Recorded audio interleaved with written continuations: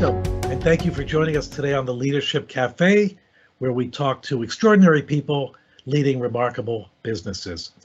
I'm your host, Richard Citron. My co-host, Michael Couch, is unavailable today. He may join us later, but if not, I'll be carrying the ball for the sake of our discussion today. And we're so excited to have you join us, and it's a great opportunity for us to meet amazing leaders as we have been doing here on the Leadership Café. And today we're very excited to welcome our very special guest, Dr. Tuesday Stanley. Dr. Stanley is president of Westmoreland Community College. Tuesday, thank you for joining us. We're so glad to have you here on the Leadership Café. Thank you for having me. I'm immensely honored to be a part of this Leadership Café. You know, before we go on, I should make sure that I thank our sponsor, Vaco, who are a global talent search company. We appreciate their support of the Leadership Café, and you always want to make sure you put your sponsors right at the top of the show. So thank you for letting me remember to add them in. As I was mentioning to you a few minutes ago, I think you're the first person from higher education that we've had joining us. And in terms of the challenges we've been facing during this pandemic, you guys have been on the front lines. Can you share with us a little bit about what the last 6 months have been, how the pandemic has impacted your community, and what you're seeing from your team and with your students as well? So when the state of Pennsylvania got the call to basically, shut down and begin to work remotely in March, in a matter of just a few days, the institution turned being primarily a in-person educational environment to being primarily a remote educational environment. Mm-hmm. So really grateful for the work we've been doing over the past 5 or 6 years in faculty training and development, on student engagement via the internet and remote learning. We've done a lot of work in that space, which really allowed us, and again, like 2 or 3 days, we converted and we were able to pick right up and continue the educational journey for students, and then also for employees. Have to say, you never really anticipate anything like this, but when put to the test, I feel like it was an extraordinary effort. So very, very proud of the team. So people really had to pivot on the fly without knowing very much where things would go. Tell us a little bit about the college as well, and how you said during the past 5 or 6 years, you've been there, what, 6 years now? I have. I started my 7th year on July 1st, and so we were able to get a Title III grant about 5 years ago, and the entire premise of that Title III grant, which is strengthening institutions, so was to measure the outcomes from online and remote or Zoom classes versus on ground. And so that's what we've been doing. And then we've had instructional designers that we've hired to help faculty build out those pieces that engage students in those various mediums. So, and you were doing that before the pandemic. We did. We about 5 years before this, we started that journey, and again, we have been measuring those outcomes. So, nothing really truly 100% prepares you for it, and yet we felt like at least we had done a significant amount of work in this space. And, from what we can ascertain from our students and our data, we actually did a great job in continuing to deliver on the promise and the outcomes that we have. That's how amazing that is. You could never, of course, as you said, predict it, but to have to be so well positioned really couldn't be any better.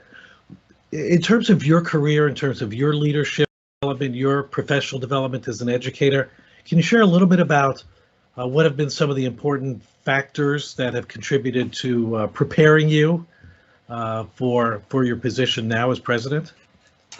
So again, it's kind of like having kids. For those of us that have kids, people tell you what it's like, and then you have them and you realize, okay, that didn't prepare me at all.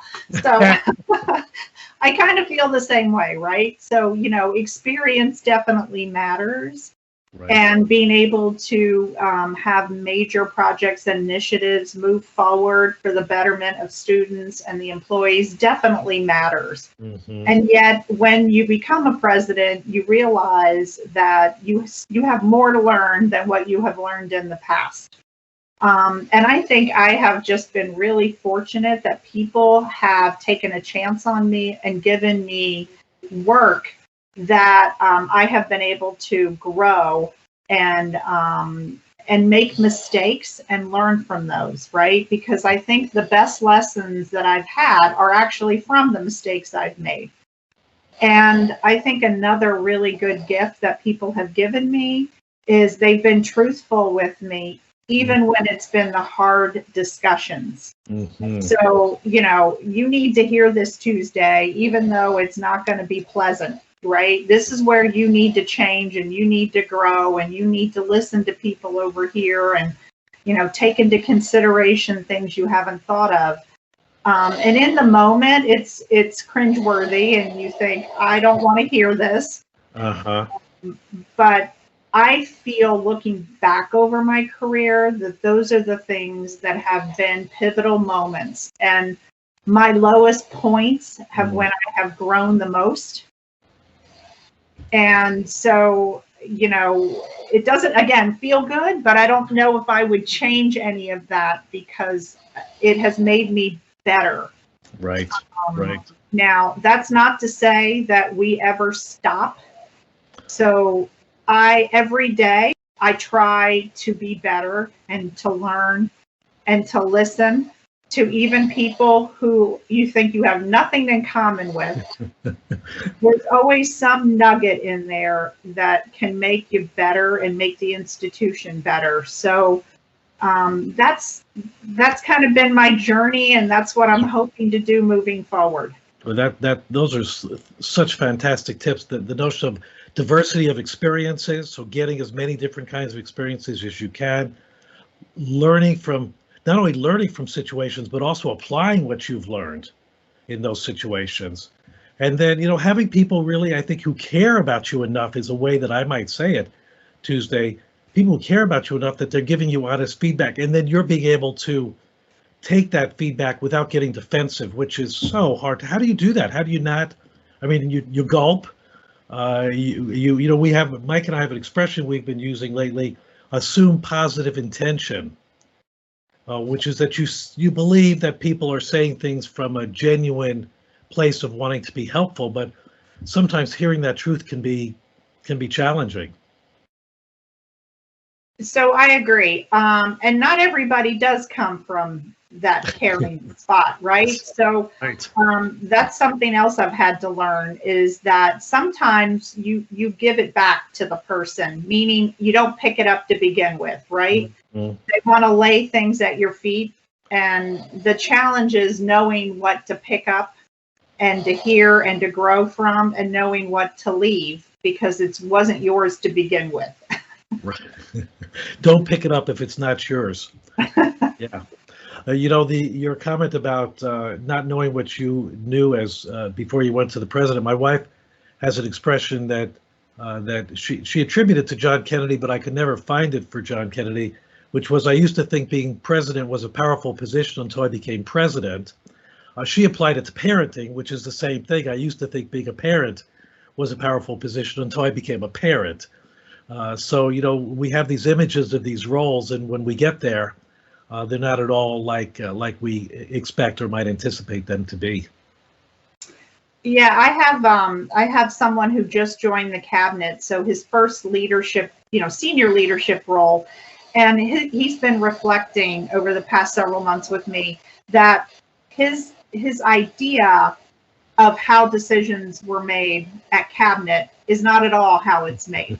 Uh-huh. He assumed that I just made all the decisions, and yeah, interesting for him to realize, that you don't.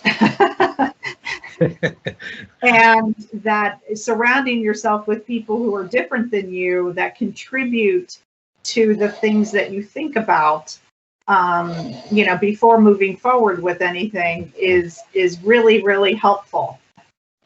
Absolutely. What a great learning that is.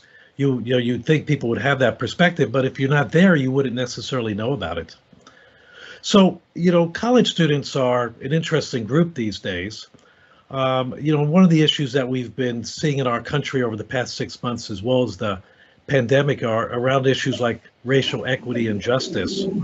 How has the college been addressing these kinds of issues and concerns on the part of students, and what are you seeing among young people in terms of how they're thinking about this, and how do you address that from a leadership perspective? So, in these times, it feels like there's no right decision. You do the best you can with the data that you have in the moment.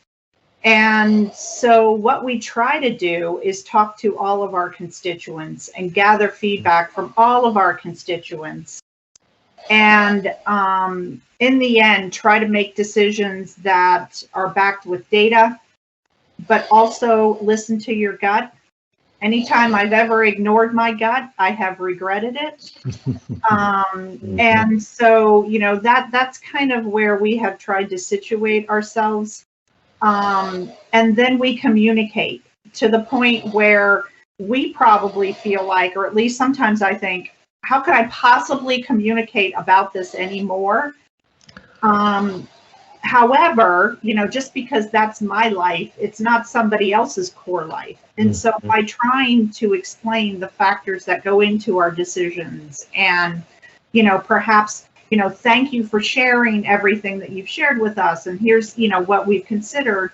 I'm hopeful that at least the students and others realize that, they play an important role in this. And even if what we didn't line up with exactly what they would have wanted, we are trying to do what we believe is best in the moment with the data we have.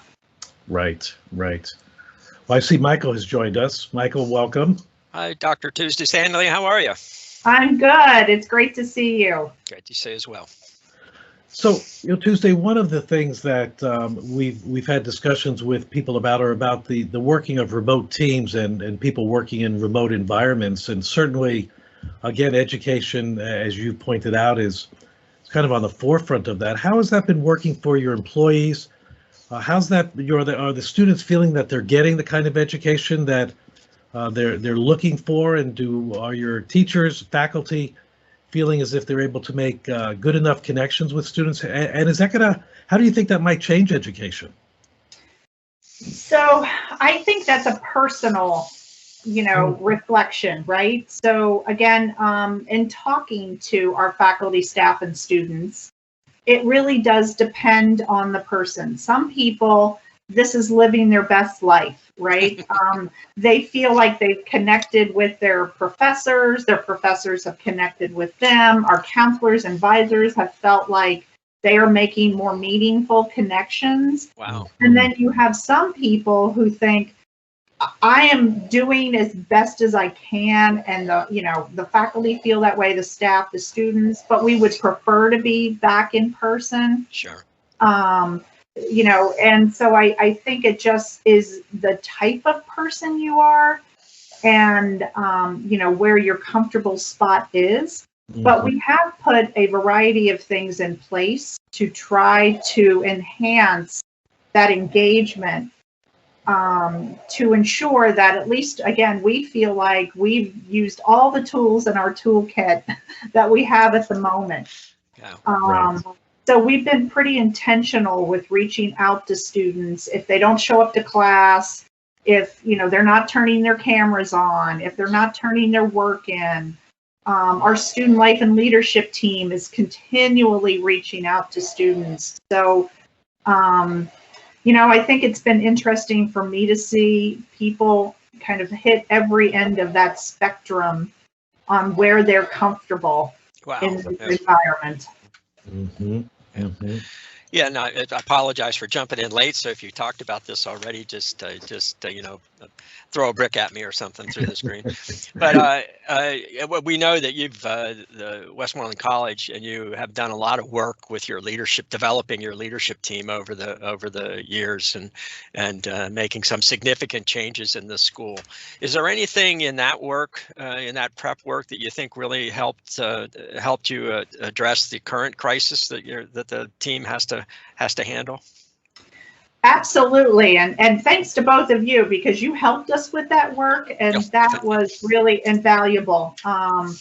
And one of the decisions, or one of the data points that went into us primarily being remote for the fall, was the fact that we wanted to be forward focused.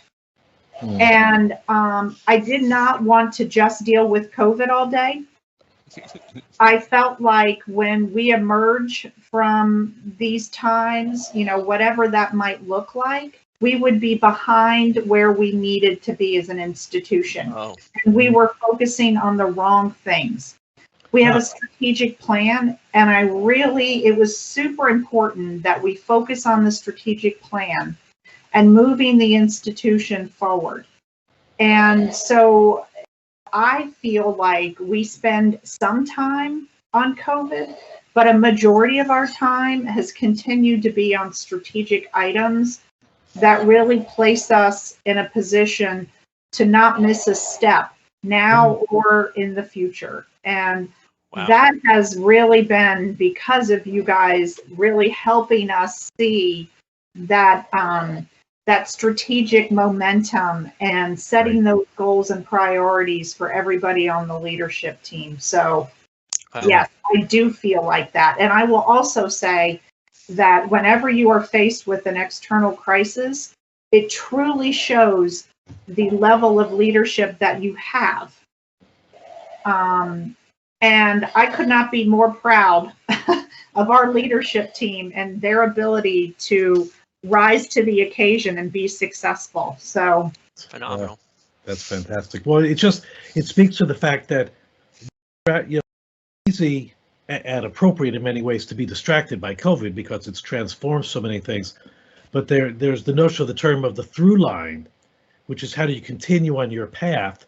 And it sounds like that has been an important focus for you and the leadership team to continue to do that, and particularly with a community like the college, where students need a certain sense of stability, even in a rapidly changing environment. If there's something that they continue to do, which is their classes, whether it's in person or online, probably gives them a sense of, at least I can come here in front of my computer and do this, and that's going to create a little bit of calm in my life, which is really important. It is really important. I think we're trying to straddle the pragmatic and the optimistic. So, I like that. There are things that you just have to get done, right? They're the basics, and COVID happens to be one of them. But we're incredibly optimistic that we do have a path forward that looks great for the college. And also to try to instill that kind of motivation in students and our employees is important. And I have always said that we should never ask more of others and our students than we ask of ourselves. And that should drive us in how we're leading. Wow. Yeah, so what you've mentioned has come up several times in our discussions with, about 15 or 20 CEOs and presidents so far. And it's this point of perspective. That, the one thing we can do as the leaders is help others keep this in proper perspective. And one of our CEOs runs assisted living facilities, and the perspective that they gained from their 90-year-old residents was a point that he brought up, that, hey, I've been through World War II, I've done, et cetera, and we'll get through this. And so I think that point of perspective that you've mentioned seems to be very valuable.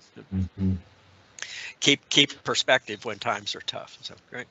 So one of the questions we've been asking Tuesday is, most people are thinking about what the pandemic has done to them. But we've been asking about what the pandemic has done for you. Any ideas about that? So you're Right. So, I don't want to minimize the impact that the pandemic has had on individual people. Real people have lost their lives, right? And so that is never to be minimized or overlooked. And yet we do have to have optimism. And I feel like we have become a stronger, better institution because of this. And again, it's those external pressures that are sometimes a gift. And saying, you have no choice but to change. And when you're at that fork in the road, right, do you want to continue to go down the same path, or do you want to choose a different path where, you might be better, stronger, and what have you? And so for us, we obviously want to remain true to who we are, right? Providing a strong educational experience, getting people into the workforce, getting them to transfer to another institution. And yet, there is a whole other path for us that we're paving, which I think makes us stronger. And again, this has really shown us what we're capable of doing and where we are good leaders and good stewards and good people, frankly, that care about other people. And again, I am really proud of the fact that I am a part of the Westmoreland County Community College community, because it is great, and we knew it, and we have been tested, and we have thrived. Wow. Great to hear. We know a little bit about it, and congratulations to you for your great leadership in bringing the college and really the community to that perspective that you have. That's a tremendous accomplishment. Yes, very, very, very cool to hear, and I like that. We've really found out what you're capable of doing, and it was probably more than what the folks thought we could do. Is that possible? Yes, it is possible. Yeah. And I think people are proud of that, and they should be. Yes. And so, it's incumbent upon me to make sure that I point that out and congratulate them. Yes. Because that is no small feat that many people have undertaken. And I'm also just super proud that they have kept students at the forefront of what they're doing. And to me, that's the core of why we're in business. And so, yeah, just real proud. And yeah, it's shown the resilience. And I know you've written a book about it. So. Well, we're seeing it everywhere, which is, that's what's been so edifying about having these discussions is at tough times. There's terrible things occurring, but wow, good leaders and good organizations are making a difference, and that's what I look forward to these discussions because I feel better, So, and particularly with knowing the history of Westmoreland Community College and seeing where you are now. Is very, very exciting, very satisfying to hear about too. So well, we wanted to thank you, of course, for taking the time to talk with us and to catch up. We also want to make sure that we thank our sponsor Vaco for helping making this the cafe an important place to be able to have great conversations with great people. These podcasts will be posted on all of our websites, so Richard's website and my website and Vaco's website, vaco.com, and they'll be published or posted, I should say, is the proper word, every Thursday on those sites, as well as available on LinkedIn, Spotify, and Pocket Casts. And so we look forward for the continued discussion here. So for all of us at the Leadership Cafe, again, thanks to Dr. Tuesday Stanley for being part of here, and thanks for joining in. I'm Michael Couch. And I'm Richard Citrin, and we look forward to connecting with you on the next Leadership Cafe.